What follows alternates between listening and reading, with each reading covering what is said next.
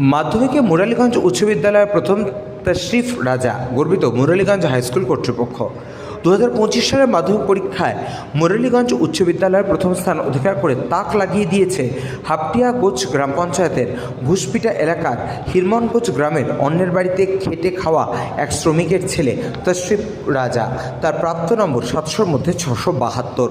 এই অসাধারণ সাফল্যে উচ্ছ্বসিত স্কুল কর্তৃপক্ষ থেকে শুরু করে পরিবার ও স্থানীয় বাসিন্দারা। তশরিফ রাজা জানায়, নিয়মিত পড়াশোনা ও শিক্ষকদের সহায়তায় আমার সফলতার মূল চাবিকাঠি। ভবিষ্যতে আমি একজন চিকিৎসক হতে চাই। চিকিৎসক হয়ে বাবা মায়ের স্বপ্ন পূরণের পাশাপাশি এলাকার দুস্থদের চিকিৎসা করার সুযোগ পাওয়ার ইচ্ছা রয়েছে আমার।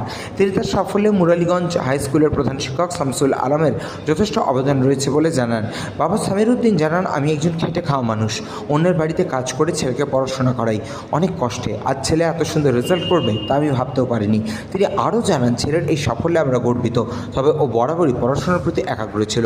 স্কুলের প্রধান শিক্ষক শামসুল আলম বলেন, তশরিফ রাজা আমাদের বিদ্যালয়ের গর্ব, ওর মতো ছাত্র সকলের অনুপ্রেরণা। তশরিফ রাজার স্বপ্ন পূরণ হোক, এটাই আমাদের আশা।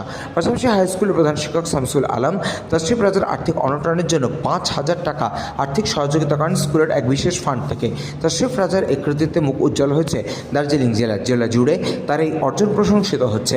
তিনি আরও জানান, বিদ্যালয় থেকে মোট 151 জন পরীক্ষার্থী পরীক্ষা দিয়েছিলেন, পাশ করেন 148 জন।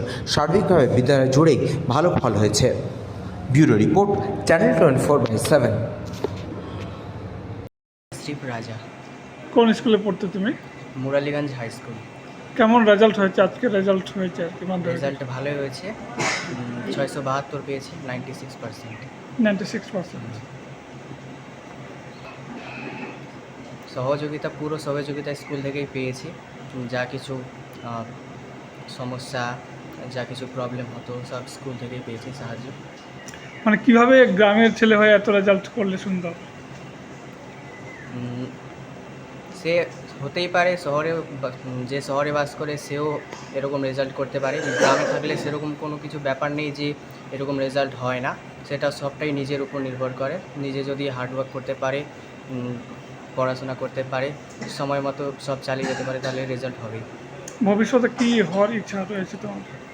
ভবিষ্যতে ডাক্তার হওয়ার ইচ্ছা আছে। কেমন প্রিপারেশন নিচ্ছ? এখন থেকেই ঢুকে গেছি কোচিং। এই যে মাধ্যমিকের 7টা সাবজেক্ট ছিল আর কি, তার মধ্যে সব থেকে ভালো কোনটা